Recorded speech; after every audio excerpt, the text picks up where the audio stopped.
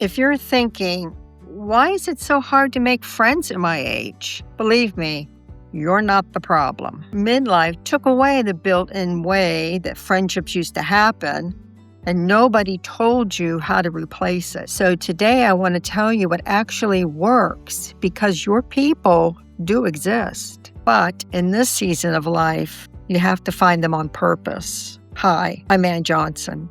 Y'all ready to chat? First of all, I want to say, if you're in midlife and you don't have any friends or don't have enough friends, or maybe you've moved to a new place and don't know anybody, you're not alone. Like, not even close to being alone. This is one of the most common things, and people don't talk about it.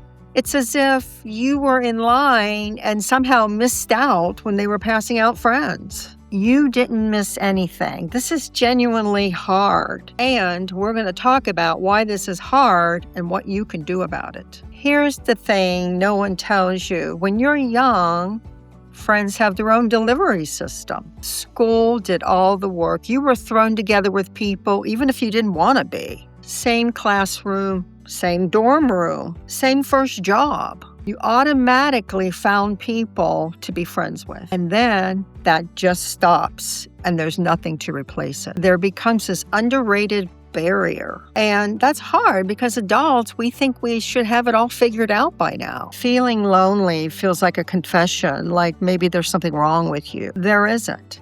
You're just at a stage in life where the old structures are gone and the new structures haven't been built yet. That's it. So I want to tell you what really made me shift my thinking about friendship. There's research that tells you how long it takes to build a friendship, and the numbers can be a little shocking.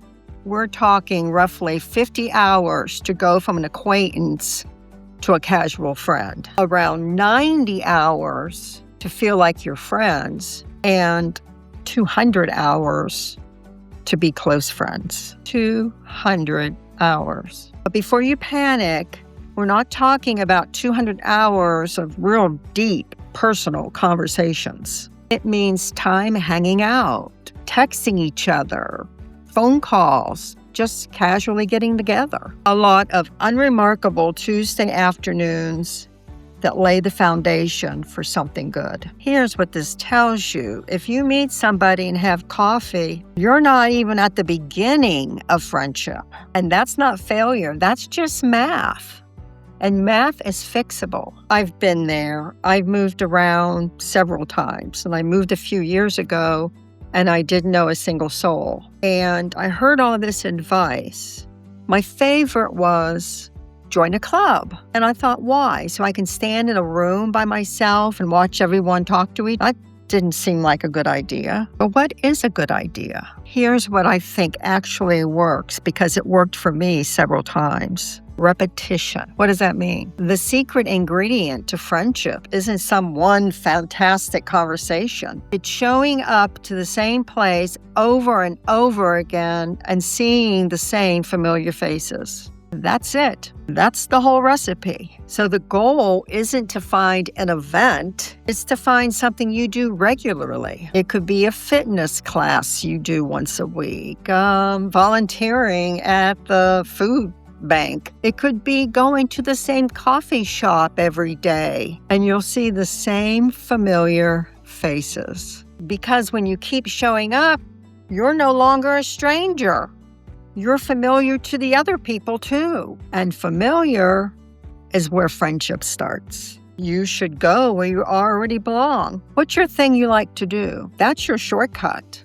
Because if you walk into a room where everyone loves the same thing you do, half the work is done. You have something to talk about immediately. And you don't have to manufacture connection because it's already done. This doesn't have to be fancy.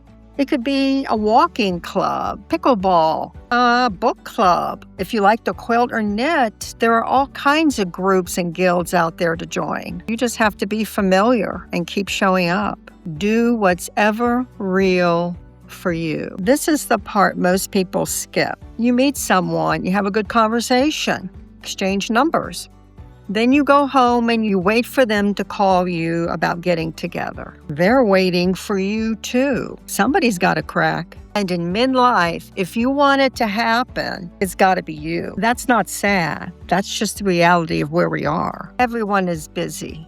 Everyone is a little guarded. Somebody has to start it. That somebody should be you. So you say, I really enjoyed talking to you the other day. You want to go grab a coffee sometime? Simple. That's it. That one text is the best advice I can give you. It's important to lower the bar as to what hanging out means. I think we have this idea in our head that making friends requires this big event. It doesn't take a big party, girls' weekend. That's a high bar that's pretty hard to meet. And because that bar is so high, it doesn't happen. Some of the best friendships I've had started with somebody saying, "Hey, I'm going to Target. You want to join me?" That's not a big event.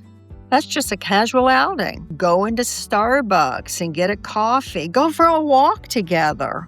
This all sounds like nothing, doesn't it? But doing nothing is actually doing something. It's adding hours. It's building familiarity. It's laying the foundation. A phone call while you're driving, sitting in someone's driveway for 20 minutes chatting after you've delivered something to them. This all adds up. If you've moved somewhere new, you may think the neighborhood is underrated for finding friends. Walk your dog the same time every day. Sit on the porch and wave to people. Say hello when you're on the street and learn their names. Local Facebook groups and apps like Nextdoor are great. I mean, it's not like you're going to meet your best friend in a thread, but you'll get familiar with names. And if you comment, they'll get familiar with your name. So when you finally meet, it'll be like you already know each other. For those of you out there who are moving somewhere new or have already landed somewhere new, don't wait to join something. Don't wait till you're ready. The activity is how you get comfortable. Join something. Show up 4 or 5 times. See if you like it. If there's a newcomers club, join it. That's a great way to meet people, and they're open to it. When you meet new people, tell them you're new in town. Do they have any advice of the best stores, best restaurants, best place to get baked goods? Whatever it is you want. People are pretty nice, and they're going to want to help. They may even want to show you around. When you talk to people and tell them you're new, you can have a real conversation, not just discuss the weather. Can I be honest with you a second? The number one thing that keeps people from making friends in midlife is the fear of rejection. It's the vulnerability of reaching out, not knowing if the other person really cares, feels the same way. And that fear is real. I'm not dismissing it, but what you need to know is a lot of people are pretty lonely too. And these people are hoping someone takes the initiative and reaches out to them. When you reach out to someone, odds are they're pretty happy that you did. It's like relief to them. You might not get a response sometimes, but that's not about you. That's about their bandwidth. They may not have the time or the capacity to invite you in at that moment. Doesn't mean the door's locked. Just means it's slightly closed for the moment. So you keep going. Another thing I want to mention is some friendships start out pretty shallow, and they may stay that way for a while. And that's okay. Not every person is going to become your person, but some of them will if you give them time. Don't write off a budding friendship because it doesn't feel as deep as it should be. Depth comes with time, and time takes showing up. In last week's chat, we talked about how hard it is to lose friends in midlife. And it is. But I was requested to make this chat about making new friends. So if you haven't seen that chat and you're interested, I'm going to link it in the description below. It's called Friendships That Don't Survive Midlife, and that's okay. But despite losing a friend, I think there's something that comes with that helps you find new friends. You know yourself better. You know what you actually need from a friendship. You know what drains you and what fills you up. That's not nothing. That's very valuable information when you're trying to meet your people. You're not looking for a replacement. You're looking for somebody who can build on who you are right now. Here's what I want you to do this week. I want you to contact somebody. Text, call somebody who you met. And just say, I really enjoyed our conversation. You want to get some coffee? That's all you have to do. And then come back and tell us in the comments below how it went. I mean, serious, put it in the comments below. I read all the comments. Don't forget to subscribe, and thanks for the chat.